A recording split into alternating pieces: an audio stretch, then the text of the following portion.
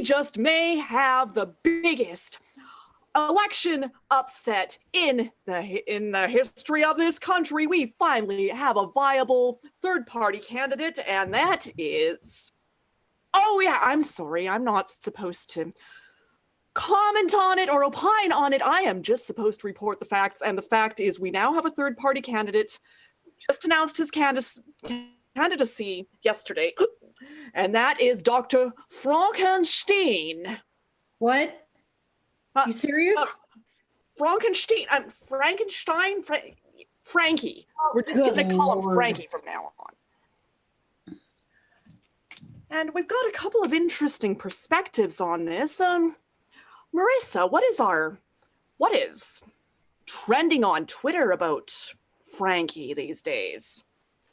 Well, I don't like to brag or anything, but I have noticed that Dr. Frankie has announced that his position on solving the U.S.'s economic issues is for everyone to bust out their Ouija board and start conjuring people back from the dead. Now, this may seem a little odd because, well, it's cold outside, but he feels that if corpses were to come back to life, they would all start paying taxes, federal and state. And this would solve our economic problems of 2020. Now, my question, via Twitter, of course, and social media was, won't they eat our brains? And he said, well, hell, we're not using them. And that's a quote. Back to you, Sherelle. That's some very interesting commentary from the Twitterverse. But corpses coming back to pay taxes, that sets an interesting historical precedent. I believe this happened once before. Sherelle, I found that interesting too, considering that many of them didn't pay taxes when they were alive, and they will be audited before allowed to resume work. Oh yes, judging the quick and the dead. Happens sometimes. It's only fair. It is. But yes, that does set an interesting historical precedent, and we've got a history expert here. Maybe you can tell us a little bit about if this has happened before, and if so, what tends to happen when corpses start running the country? Well, in 1752, Paul Bunyan ran for president. Ooh. And at that point, there were zombies. And they didn't pay a dime. So I don't know if that tells you anything. Zombies not paying a dime. Was the general public generally upset about this? Well, not really, because I mean they were dead and their accounts have been closed. So how are they supposed to pay? Oh, so no one really noticed then? Pretty much, yeah. That's very. There was a farmer out in Iowa that actually noticed zombies. And nobody believed him. Oh, that sounds like some very interesting repercussions. And I'm guessing that people in 1751, if they had social media, would have said some very interesting things and posted some very interesting Instagram photos on it. But since they didn't, we've got another delightful expert here. They didn't even have their own cameras back then. So what are you talking about? Oh, yes, I guess that would have stopped them posting on Instagram, but they could have just asked for one from the local time travelers. But yes, we've got another expert here who's just been waiting to speak. Sir, could you give us your perspective on this? I'm over here in Transylvania, where Dr. Frankenstein is from. And over here, the burning question is, who is he going to appoint to his cabinet? Will it be Black and Decker, or maybe even Frau Blucher? Nay! Or there's also a rumor that Inga slept with Igor, and Inga being Frankenstein's main squeeze. It's kind of a scandal over here that things are going on, and it's just a struggle. But then we also heard from across the country, and there a man in all I can say is he's in a transvestite costume. Dr. Frankenfurter is very pissed off because he thought he was the one that won the presidency. Oh. Yes, and this could lead to a very interesting three-way civil war, possibly. The difficulty is endless. It could be the next world war. Now when he heard, when Dr. Frankenstein heard this, he texted Frankenfurter and said, "Why don't you just shut up, man?" Because he didn't think that Frankenfurter should be worried about this. He's the new president. So if Dr. Frankie does not win the election, do you believe that he will try to take his position by force by giving everybody bolts in their necks? I don't think he would do that. And, where would he get the ammunition? I mean, only the United States is making the best ammunition. And in Transylvania, they're working still with, like dart guns. It's just terrible over there. So, I think Dr. Frankenstein would probably go back to being a mad scientist and marry Abby Normal.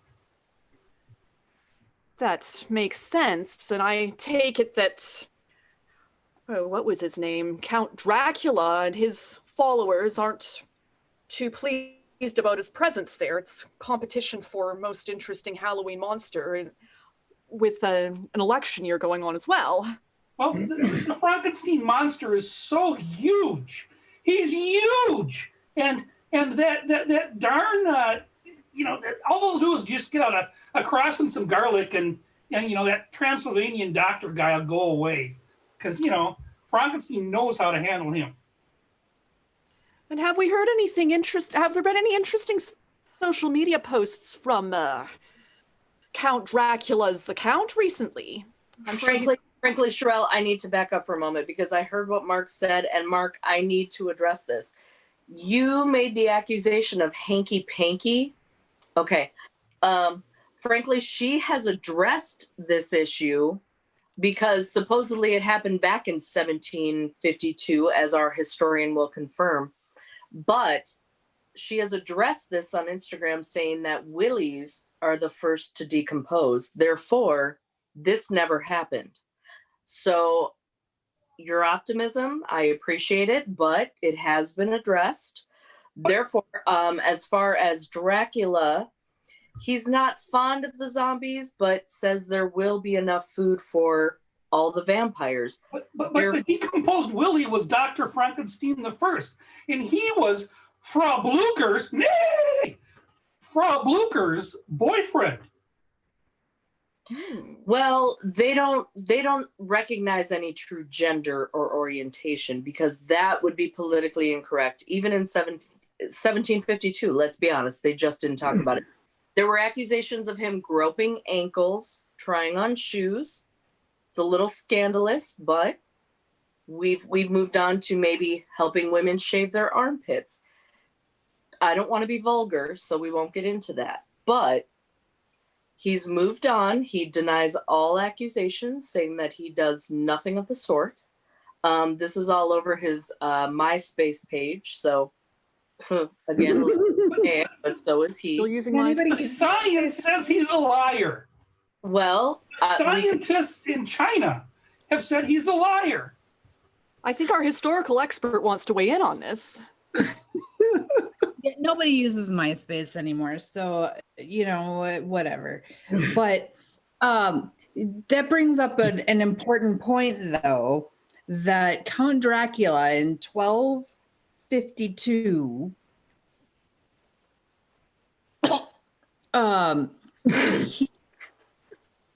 he knew Dr. Frankenstein. No. I'm sorry. I have to intervene. He sent out many owls with scrolls who returned to confirm receipt that he did not know Dr. Frankie personally. I hate to call you out, but it had to be said. He did not know him personally. The owls confirmed. Who's got the PhD here, huh? Who's got the PhD? I've got a witness over here that said that he not only knew him personally, he knew him biblically. Well, that definitely that. brings out another layer to things. That is a distinct possibility because they actually spent many nights together. Vampires don't know what biblically means. They melt. They know. They just manipulate the heck out of it. They tell lies all the time. It's what they live to do. And then they melt in sunlight. Have you not seen that on Instagram? It's ugly. Well, they don't go in the sun very often. They know better. Well, someone had a very interesting TikTok video of a vampire melting, but we are out of time for tonight because we all have to go and decide exactly which monster to vote for. Are you sure that wasn't Frosty the Snowman that melted? Insane. It was definitely Frosty. He ran for office. He'll be running for office in 2024. His plan totally melted. When Fimble Winter takes off and we don't have any warm temperatures anymore, Cheryl, is that what you're saying? Yep. That is exactly what I'm saying. That hat, man. As our parents used to say, when HE double toothpicks freezes over. My mom was Italian. She didn't use such delicate language. So. First, my parents ever said it was crap, so. I don't think We mine weren't would even said allowed that. to fart in my house. Oh, the things I could tell you. And we'll do this offline. I don't want to turn this into an RRR rated show. So we're going to do another game. What was a dirty word? What? What the hell? What I hear you? Dirty word. Dirty word, yeah. He said a dirty word. He said a dirty word. How many Young Frankenstein references did you throw in, Mark? 5? Oh, I was in the play, so I I need to watch Young Frankenstein now. Oh, it's a great movie. It was the perfect thing for me to be the historian, or not that, but the reporter. Sherelle's never seen Young Frankenstein? Believe it or not, I haven't. There's a lot I should have seen that I haven't. Yeah. I think we need to have a Zoom meeting where we broadcast it and we can all watch it with Sherelle. Yeah, we'll work it out. In the interim, Reactions in real time. moving right along, game number 5 is 3 of a kind. And in this scene, we have Mark, John, and the lovely Miss Marissa. It worked very well. They've done this scene together before, and we want to keep the chemistry flowing, the magic hot, no pressure. So, I forgot I wrote that. The way, and I'm giving it to the 3 biggest hams. The way this scene works is that That's how I look. are together, and they enact a scene. And throughout the scene, they start as whatever normalcy they want to deal with, and all of a sudden they're in a different scene. No, they have to use characters. You know what? Let's just play the dang thing, and you'll figure it out. So I will call out a movie or an accent, and they all have to do that, poorly or not so great or excellent, whichever way they want to do it. Uh-oh. I'm using that as an excuse because John only does like one accent. So, 3 of a kind. He tries. Marissa, Mark, and John. The 3 of you are backstage at an awards ceremony. And Marissa, take it away. All right, guys, we all decided I have the biggest boobs, therefore I win, right? Are you sure about that? Measure. We got 2 big guys here. We may match you. Yeah. No, we voted. We all whipped our. Well, you said. How big do you think that is? If I Just tell me. showed you mine were the biggest, so I win. Duh. So what kind of award ceremony is this? Is this like a Girls Gone Wild sort of thing, or what? I don't remember that. It's just like you get like a trophy, and Yeah. they said they'll put your name on it later, but like whatever that means. I just want it on my mantle. I see. Well, so now this award ceremony, we've got to make sure, since we're presenting this next one, that we know how we're going to say things. Who's going to say what? So, John, what would you like to do? Do you want to introduce the awards as far as all the different people that were up for it? I don't do well with names. Oh, it's easy to remember. It's easy to remember my name. It's gonna look really weird if I give the award to myself. So I'd kind of prefer if You're not up for this award. I thought I was. No, this is Best Picture, not Best Boobs. All right, Well- you're. Oh, this isn't going to work. This is going to work. You're in a science fiction. Science fiction.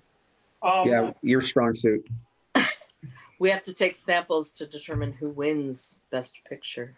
And how do we take those samples? Anal probe? Samples. We more samples. We need many samples.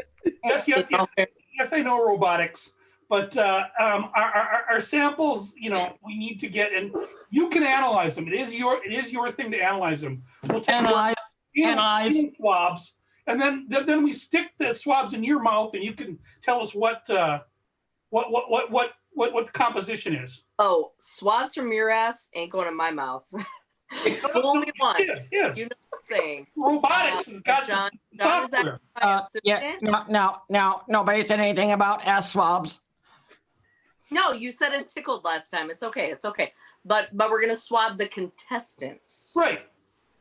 We have to find out if they've been swabbed before. Okay, stop. Oh, Lordy. You're a cooking show. You add the eggs. Then you add the flour. Then you whisk it all to the heavens. What's a whisk? I have no idea. Oh, you're just I making this just up. put on this lovely apron and tell you what to do. I win, right? I always make some I pasta win. for somebody wearing only an apron. Oh, then add a spoonful of sugar. Ooh. Yes. Yeah, sugar kind of made it taste better. Okay, Friction. film noir. The what? Film noir. I didn't do it. I tell you, I did not do it. Or did ya? No. It was Sure. hot. So hot that my suit was my own personal sauna. And so, as we moved ahead with our cooking, I actually ended up going to the refrigerator and climbing in because I was hot. Soup in the fridge, huh? That's gross. You hear what I'm saying? That's gross. Not as gross as standing next to him. Why'd you say He does have an odor. you wanted to see what was going on? See? Okay, See? switch your characters from Princess Bride. Oh shit. Oh, shit. I won't get in the fridge. I've got to wait for my one true love. As you wish. He's coming for me, You know, Whether I'm in the fridge or the soup, he'll know where to find me. and as we're in this award show, the masks are the in thing now. Everybody's going to be wearing masks. I'm not going to win? Inconceivable! No, it's not inconceivable. I may cover my face. You may call me ugly. Say I'm tainted with COVID, but my true love will find me. Because he's been social distancing. Anybody want a peanut? P what? Okay, stop. You're in a Western. I just broke the antenna off my computer. I still have connection. Go on. You're in a Western. Now this award I gotta fix this. Here, we need to figure out who's going to win the best shot contest. Now, Best again, we're the judges. You can't even see straight. How y'all gonna pick the best shot if you can't even see it? We don't need to see. We Oh. don't. This is my mean best shot. a whiskey. I knew that was what you'd be doing. Yeah, you're Oh, kind of a obvious. rush there, Mr. Oh, Jones. that wasn't the best one. This is the best shot. You're gonna keep trying until you find the right one, aren't you? All right. Keep trying. John You keep trying, boy. Last time he did all those shots, he went home with the bartender. All right, we all heard that walk of shame. The bartender was kind of a giant barrel-lick guy. I mean, kind of what John would probably go for, I guess. He was Okay. burnt, but I don't remember that. Speaking of drinks and burly guys, last one, Rocky Horror. You're just a sweet transvestite that wants to figure out who won the award and looks best in pasties.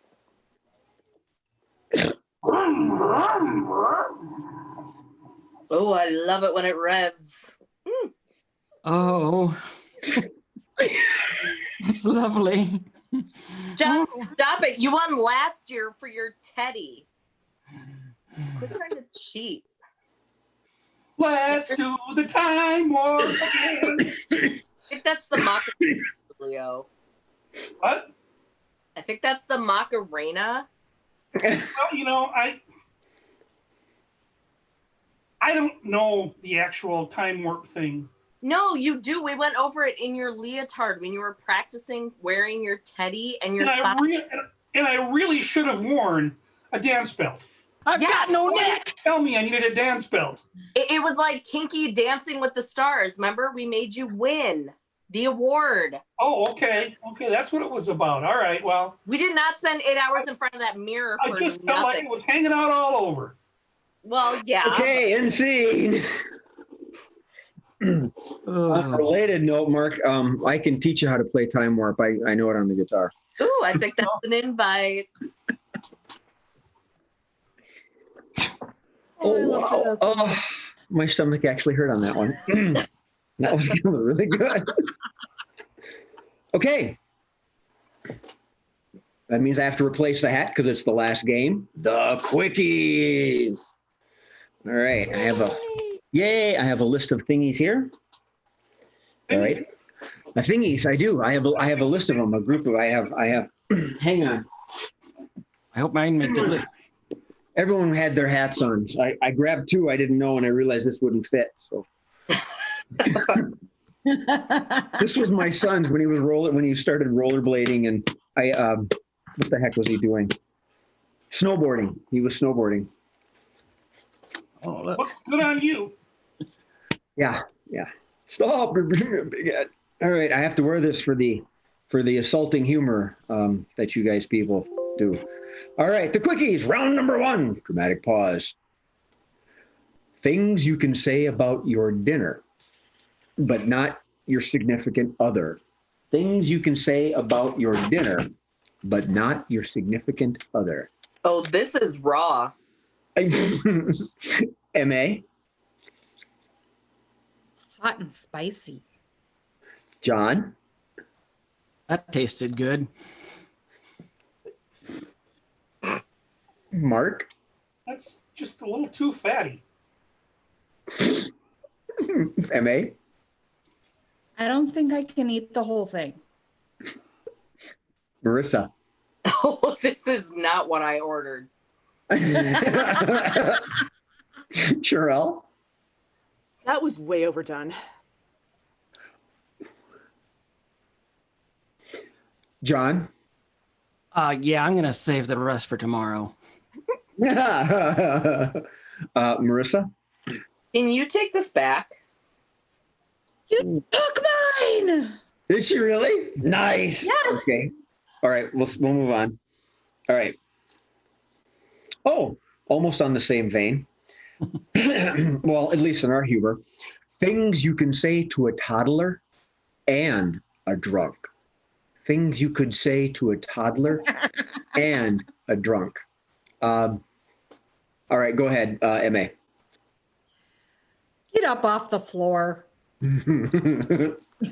Marissa? Let's aim for the big potty. Mark? Here's your bottle. M.A.? No, you can't sleep in the bathtub. There's a story there. Marissa? Do you need me to help you again? John? Your mom is calling you. Sherelle? If you don't stop crying this instant, we're going home. Marissa? But if you pee in your pants, you'll get an itchy butt. John, you stole John's. Close. I was going to go MA? with bed, but whatever. MA? Step. And then take another step. And then take another step. Good. John? No, you can't drive.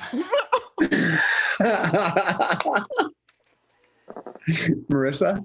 Let's get you in the car.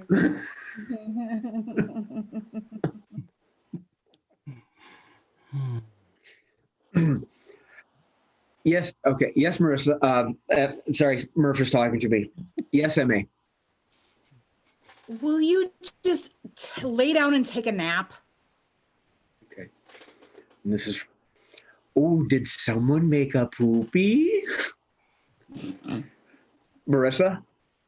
You sure look pretty right now. Who looks pretty? You look pretty. Sherelle? Don't say that in public. It's not nice. Oh, I got one.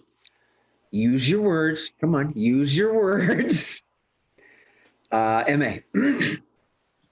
Oh, dang, you spit up all over your shirt. Again. All right. No, I won't carry you to the car. All right.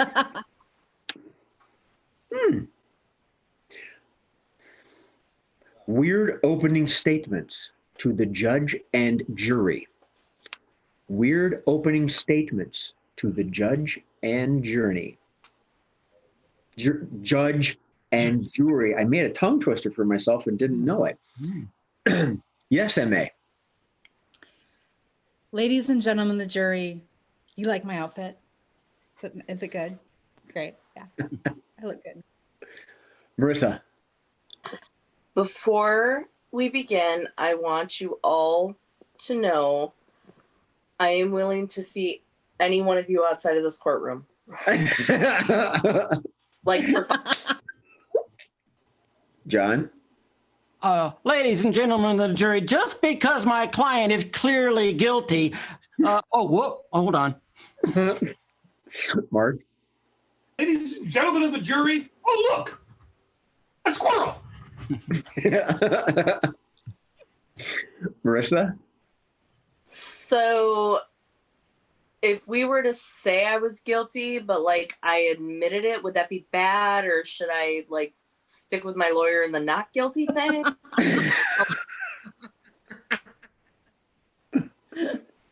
John. Your Honor, I did not know I had to take the bar exam. My apologies. I got one. Dear bloated warthog behind the bench and all you cretins. Did I mention I was divorced? Never mind. Mark. You get a new car. You get a new car. Judge, you get a new car. Marissa. Your Honor, I think the jury will agree with me when I say that robe looks incredibly flattering on you. Right? MA. Ladies and gentlemen of the jury, I hope that you will see after we have presented our evidence that the unicorn did it. John. Ladies and gentlemen of the jury, if you will all look under your chairs, I believe you will find a little envelope. Marissa. You've been punked. Yes, Mark. Ladies and gentlemen of the jury, the judge isn't wearing anything under those robes. I got one. Your Honor, and whoever the heck the rest of you jerk bags are. Did I steal yours, MA? Oh shit, I just spilled in my hat. I'm the one with the drunk jokes. Okay. All right, we got to wrap it up pretty quick. All right, Marissa. Your Honor, ladies and gentlemen of the jury, if you look at my client right now, You won't see anything because he's invisible.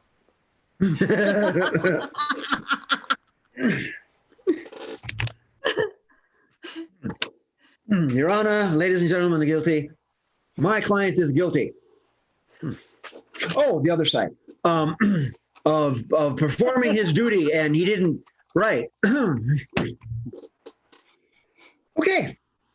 I think that's it. It's darn near 8 o'clock, and I got a note from the producer, our beloved producer, telling us we had to wrap it up pretty quick. So here we are. I want to thank you all for joining us online, and I especially want to extend my gratitude to the lovely people I have with me today, Miss M.A. Dorfler, Miss Sherelle Renee Childs, Mr. Mark Olson, Miss Marissa Thomas, and Mr. John Bickford. On behalf of all of us and our redoubtable producer, Mr. Steve Murphy, remember to laugh at something before it laughs at you. Thanks and good night.